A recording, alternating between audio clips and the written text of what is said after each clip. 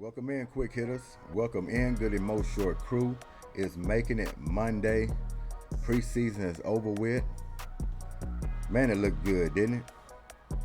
Houston Texans, it looked good. Especially that second possession on that drive. Went in there, scored a touchdown, got them right out of there. Leave on a high note, heading to the regular season. That's what I'm talking about. But C.J. Stroud looked good. He looked like he commanded that offense. Everybody was on the right page. He looked confident, and that's where we want him to be. That deep pass to Nico Collins, right in the bread basket. Nico, we got to come down with those. Pretty sure in the regular season you will make that catch. Good defense. It was tight coverage. But when he put it in the bread basket, you got to squeeze it a little tighter and you got to come down with it. That was a big play in the game. Could have changed a lot of momentum. And C.J. Stroud, for his confidence, he needed that catch. So you got to come down with those. But overall, man, this is a good game. Game 3, man, it looked real good, especially for C.J. Stroud. The best one yet. From game 1 to game 2 to game 3, he got better from each one of those, and that's what you want to see, progress. Even seeing his eyes running on the field, dabbing up his teammates. We want that confidence there for this young quarterback because he's our leader, and he gets that under his belt. It's going to be great things in Houston. But like I said, you got to be patient with this team even going to the regular season. Even if the win's not coming quick, don't panic, don't lose your mind. They're just practicing good habits, winning attitude, good, smart football, and the win's going to come right behind that. So I wouldn't get too crazy when it first kicks off and you're not getting the wins that you want, but I still see this team muddling around that 500 mark, and I predicted 10-7. Some people might call me crazy on that, but I think that's feasible for this team, especially when you got a good coach like D'Amico and a lot of high expectations and getting better at defense. And for smart football, I don't see this team making a lot of penalties. I haven't seen a lot of penalties in the preseason from this team.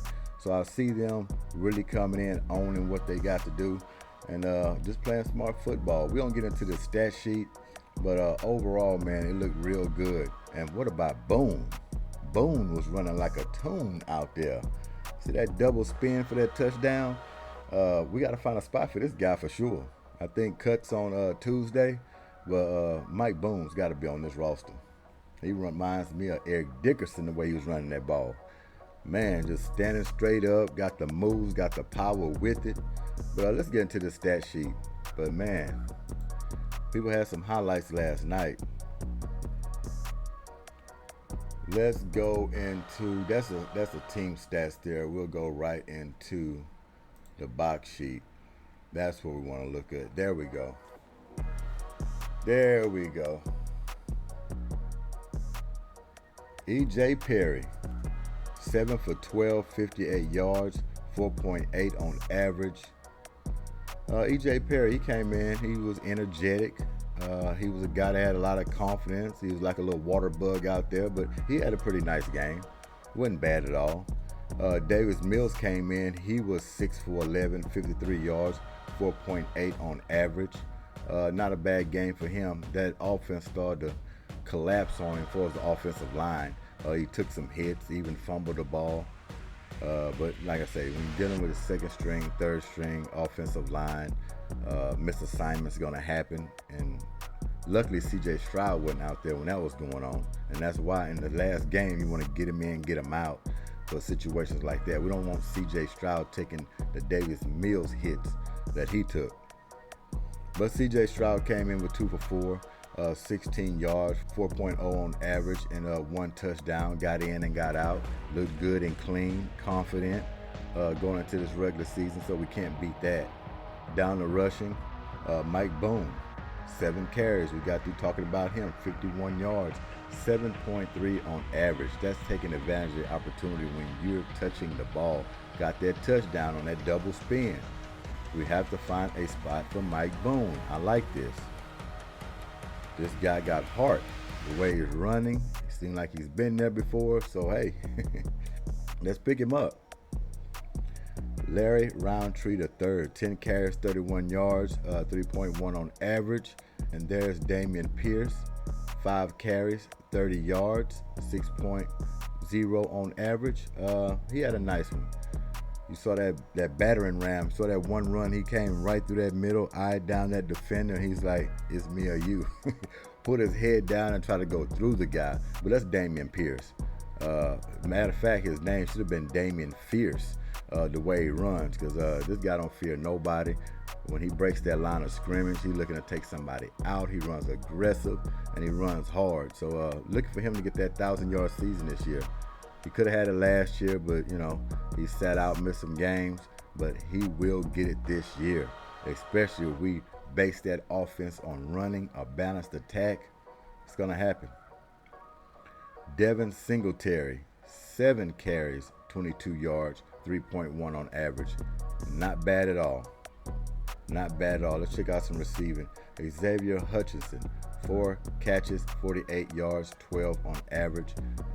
He had some big grabs in that game as well, too. One push-off he had was a nice catch. Wish he could have had that in the record books. But sometimes they catch you. But overall, good positioning, good ball skills. Mike Boone, he had 4 catches as well for 26. Look at him. The guy's out there he's running the ball and he's catching the ball. That was 6.5 on average. Adam Humphries. Took me a while to figure out who this guy was with that number 27. I'm like, he's a running back or a wide receiver? No, he's a wide receiver. And he had 2 catches for 18 yards, but he was moving around real good. He's a good slot man. These receivers are packed.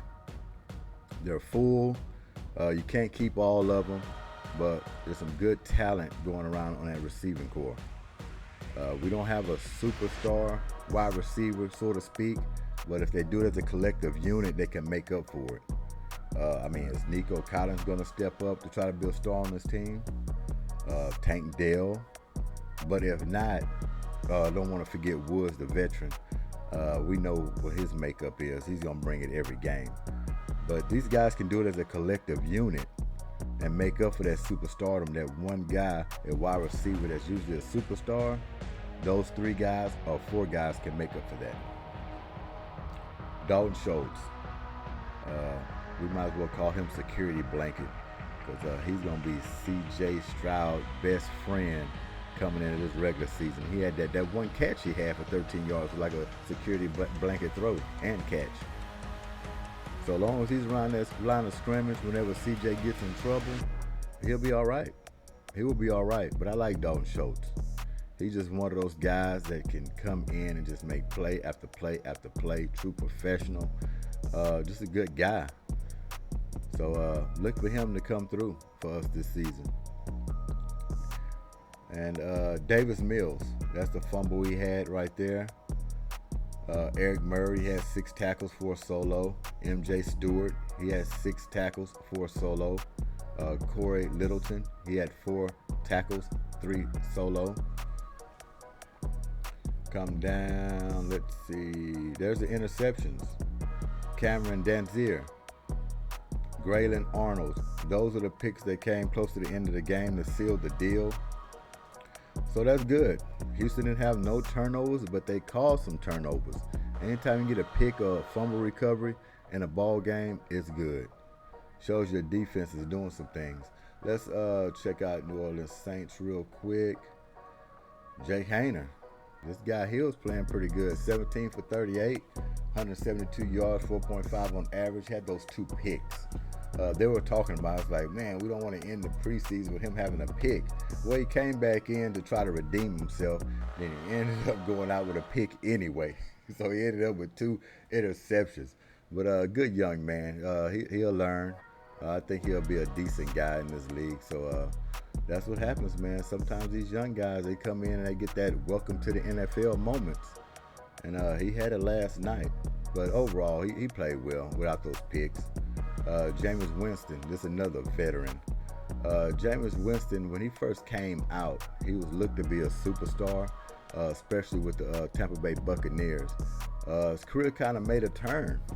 I know he probably had a little off-the-field stuff that kind of got his mind a little messed up, but he just kind of dropped off the map a little bit. But a second-string guy, he is very serviceable, professional now. He's trying to change his career around. I don't think he'll ever be a starter again unless, a team that's trying to rebuild and they're trying to, have a veteran guy in there to lead a young squad, maybe. But he's like one of those guys, like a head coach. You have these coaches that's not built for head coach. They're kind of offensive coordinators. They're kind of defensive coordinators. And they've tried to have that head coach title, and they never can hold it. They're better at offensive coordinator or defensive coach. That's kind of like what Jameis Winston is. He's a guy that's good for a second-string quarterback. Serviceable, what we call them, Band-Aids. He's a good Band-Aid. So, yeah, man. But he's a guy that your quarterback gets hurt or he's struggling. You can throw him in there for a game or two, and he might can even get you a win. So, yeah, that's Jameis Winston. He was 11 for 16, 93 yards, 5.8 on average, and 1 touchdown pass. Looked good out there. Jay Hayner, he had 2 carries and 32 yards on those scrambles. Ellis Merriweather, 8 carries, 32 yards, 4 on average. Adam Prentice, he had 2 carries for 18 yards. So, yeah, man. Go down to some receiving. Lucas Kroll, oh my goodness, this guy was everywhere. Just showing out in the preseason. 7 catches, 106 yards, 15 on average. I was like, can they get this guy covered? He's going to be on somebody's roster. If the Saints don't want him, somebody's going to pick this guy up. John Tree Kirkland, he had 5 catches, 63 yards, 12.6 on average. Jimmy Graham, the old Wally vet. They dusted him off and he came in and made some big catches. 3 catches for 34 yards. But look at the jump balls he got for the touchdown. Look at the position, the football position he gets when he's catching these balls. He's just a big body. And he's got great ball skills. He's going to play good. He's going to play a big part in what they got to do, especially around that red zone. That's when he's effective, around the red zone goal line. You need a 3rd and 7 or something like that. You make a jump ball situation. Jimmy Graham's going to come down with it. He's probably not like the Jimmy Graham of old, but he's still serviceable. You got to pay attention to him and put some guys on him, especially in crunch time. 3rd downs, 4th downs, you want to try to key on this guy. Find out where he's at on the football field. But he had 3 catches for 34 yards, 11.3 on average, and that touchdown. It seemed like he just bullied that guy off of him.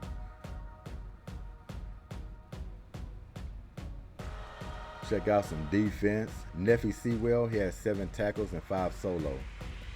Jalen Smith, 5 tackles, 4 solo. Anthony Johnson, 5 tackles, 3 solo. Nick Anderson, 5 tackles, 3 solo. Is that the Nick Anderson from Orlando Magic? Is he out there playing football? No, I'm just joking. But yeah, he had 5 tackles, 3 solo. Come down. Yeah, man, so I believe that's it for this box sheet. 17-13. Texans pulled it out. They're 2-1 in the preseason. Can't ask for nothing better than that. 2-1 is good. Especially when you got all these new players, new young players, new coaches, quarterback. It's just everything. You're able to come out 2-1 in the preseason. That's pretty good. Give you some good confidence to go into this regular season. Because Baltimore, there's no chopped liver. No chopped liver at all. You know, that's going to be a good test for this week 1 against Baltimore. So they playing with house money, you ask me. You just go out there and play free. You happen to slip up and beat the Baltimore Ravens, man, you might have a few talks going around like, whoa, Texans upset and beat the Baltimore Ravens. How was that possible? C.J. Stroud, marvelous game. Pierce ran for over 100 yards. Nico caught 2 touchdown passes. Most of them was deep, 25 yards or greater. You know what I mean? Tank Dell, he had a kickoff return, and he caught one for a touch. Am I dreaming? Am I dreaming? I hope not. But yeah, man, they can pull that game out. Man, they will open some eyes up. That'll be a good first game win. But if it don't happen, hey, we know what Baltimore Ravens are. Veteran squad, they're tough, they're gritty, hard-nosed. You got Lamar Jackson back with the big payday. He want to prove that he deserves what he got. Not only that, that he's back for MVP type level play. So, yeah, it's going to be a good one. It's going to be a good one for the ages. But it's a good first game test for these Texans. Because the Baltimore Ravens are one of the best. There's no doubt about that. Because they're like thinking Super Bowl each year. And with Harbaugh over there as the coach, G.S.Q.H. Stroud's going to get a lot of different looks. So he need to take notes and put it down, because the defenses he going to see in this game, all the schemes and disguises, is going to be for the record books. So he's going to learn a lot in this first week one. And I can't wait, because it's going to benefit him a whole lot moving throughout this season, because you're not going to meet better defenses too much than the Baltimore Ravens. They've been built on defense since they've been founded. You know what I mean? So if he can beat them, he's got a good season coming ahead. But we're going to go ahead and get out of here. It's Making It Monday. Y'all enjoy y'all week. This Goodymo Sports Quick Hits. Thanks for y'all time. Enjoy yourselves. But we out of here. Peace.